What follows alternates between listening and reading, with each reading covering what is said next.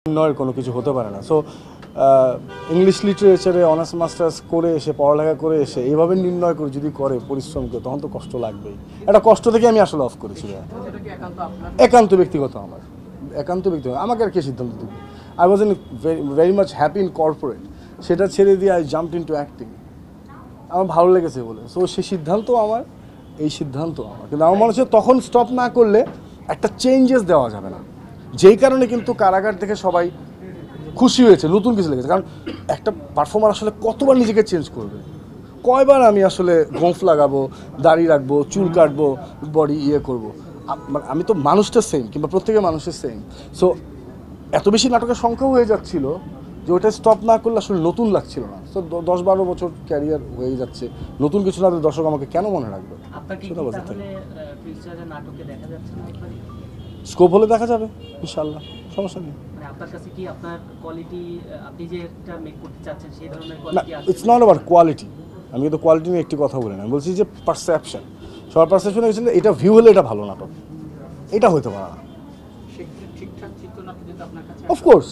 Of course ভালো ঠিকঠাক চিত্রনাট্য, ডিরেক্টর, সকল ডিরেক্টর তো আমার পরিচিত, ভালোবাসার মানুষ, তো তার সাথে প্রায়ই কথা হয়। তার দেখা যায় যে গত 4 বছরে আমি 4টি প্রোডাকশন করেছি ওয়েব সিরিজের, আর কোনো কাজভাবে করা হয়নি, একটা দুটো বিজ্ঞাপন করেছি। তো যেই চরিত্রগুলোই করছি সেটা আমি তত পাকা অভিনেতা না। সো আমাকে চরিত্রের সাথে সাইলেন্ট কিলার সো আমাকে চরিত্রের সাথে একটা লম্বা সময় আসলে প্রিপারেশন নিতে হয়েছে। সো আমার কথা হচ্ছে আমি ওরকম মানুষটা না যে কি পাবো, কোন বড় কাজ পাবো সেটার জন্য মরিয়া হয়ে আমার যে কাজটা আছে সেটাকে ছোট করে দেখা।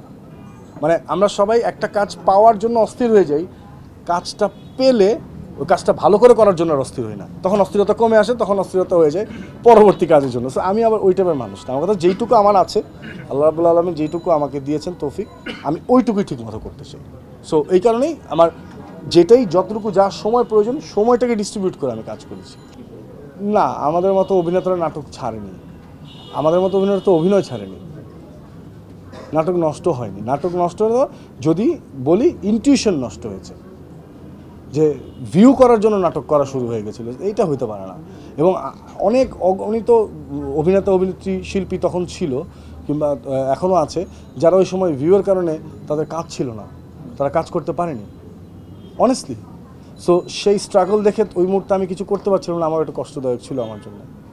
কারণ আমি সেটে একটি প্রাণ নিয়ে সবসময় কাজ করেছি, শুটিং করেছি, আমার সেটে একটা আনন্দ থাকতো, উল্লাস থাকতো। সবাই যেটা আমি বললাম যে সেটে আসার আগ পর্যন্ত ভালো গল্প দরকার, ভালো ডিরেক্টর দরকার, সেটে এসে ব্যস্ততা কখন বাসায় যাব, আমি ওরকম ছিলাম না। সো আমার ভিশনটা ডিফারেন্ট ছিল যে এই সেটটা তো আমার জন্য উৎসব। এই যে আপনারা সবাই এসছেন, না জানে কার কী লাইফে কী কী ব্যস্ততা, এর মাঝখানে তো এসছেন, সেই সময়টা তো মূল্যবান ভাই। সো আমি ওই কারণে বলবো যে গ্যাপটা তৈরি হয়নি, কিংবা নাটক অন্য ডিরেকশনে যায়নি। যেটা হয়েছে যে যারা ইন্টেনশনটা খারাপ করতে চেয়েছিল তারা ওই সময়টা সার্থক হয়েছে, কিন্তু তারা আস্তে আস্তে তাদেরকেও ফেড হয়ে যেতে হবে, কারণ ভালো গল্প হচ্ছে এখন অনেক অনেক ধরনের গল্পের ভিতরে। বলবো কাজল রেখা তো একটা এক্সাম্পল, তাই না? হচ্ছে তো তো মানে এই একটা ফিল্ম তো অনেক কিছু বুঝিয়ে দিল আমাদেরকে, তাই না? এটা একটা সাকসেস সবার জন্য। সো অনেক গল্প কিন্তু হচ্ছে এখন, আমরা ওই ভালো গল্পটাকে চুজ করে আমরা দেখছি কিনা, সবাই পেট্রোনাইজ করছি কিনা, এই দায়িত্ব আবার আমাদের। যেমন আমি কাজল লেখার নামটা বললাম, দেয়ালে দেশের নাম বলতে চাই, রাজকুমারের নাম বলতে চাই, ওমরের নাম বলতে চাই, সকল সিনেমার নাম বলতে চাই। সো প্রত্যেকটা সিনেমায় তো একটা ভালো প্রয়াস নিয়ে করা হয়েছে না? তো একটা জমজমাট ঈদ যাচ্ছে, সবাই বলে কোন সিনেমা দেখেছো? আর অনেক মানে কয়েক বছর আগে কিন্তু এই প্রশ্ন ছিল না, কিন্তু অনেস্টলি কয়েক বছর আগে এই প্রশ্ন ছিল না ঈদের সময় যে কোন সিনেমা দেখেছো। এখন কিন্তু প্রতিনিয়ত সবাই প্রশ্ন করে এবার কোন সিনেমা দেখলাম। হ্যাঁ, এই ঈদে কি সিনেমা দেখিনি, মুখে মাস্ক পরে ক্যাপ পরে সবগুলো সিনেমাই দেখেছি আলহামদুলিল্লাহ। সফর না, আপা যেহেতু পুরো মা বোন সবাই এসছে বিদেশ থেকে, একটু বিজি ছিল। আপা 3টে ছবি দেখেছে আমার সাথে, বাকিগুলো সব সিনেমা ভালো লেগেছে ভাই। আমার প্রত্যেকটা ফেভারিট কো আর্টিস্ট এখানে, আমার প্রত্যেকটা ফেভারিট ডিরেক্টর, প্রত্যেকটা কলাকৌশলী আমার ফেভারিট মানুষ, আমার ইন্ডাস্ট্রি, আমার ভাই বোন সবাই এখানে কাজ করে। সো কেউ অসৎভাবে কাজ করেনি। সাকিব ভাই চমকটাকে এনজয় করেছি, যে শাকিব ভাই চমক দিতে পারে, এই ব্যাপারটা অন্যরকম। মানে আই রিয়েলি রেসপেক্ট শাকিব ভাইয়া, মানে অ্যামেজিং ভাই। দেখেন, আপনি একটা প্রশ্ন করতে বাধ্য হলেন যে নতুন নায়িকা কেমন লাগছে, সো এই যে চমকটা দিল, এইটাও তো কেউ দিচ্ছিল না। রাজ আমার কাছে একটা দুর্দান্ত মানে আমি বলবো যে এটা একটা ইন্সপিরেশন। ও কি সুন্দরভাবে 3টা প্লটই একটা ঈদে চলে আসলো, ও তো ডিজাইন করেনি, সামাও চলে এসছে। সো এটা কিন্তু খুব ভালো একটা কথা যে মন দিয়ে কাজ করতে থাকলে পজিটিভ দিকে চলে যায় সবাই। সো আমার বলো 3টা ছবি সুন্দর, ও তো 3টাতে 3 রকমভাবে করেছে ভাইয়া। This is amazing. So I really I admire him, I love him, and ও প্রমাণ করেছে যে he is ready for film. Raj কিন্তু এটা প্রমাণ করেছে। জায়েদ ভাই তার মতো করে একভাবে চলছে।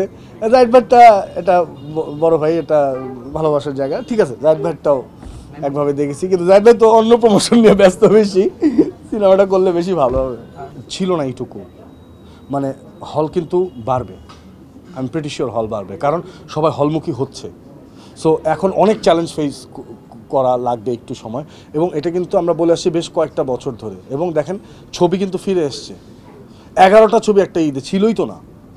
সো গ্রোথ তো হচ্ছে ভাই, সবটা একদিনে হবে না, আস্তে আস্তে হয়ে যাবে।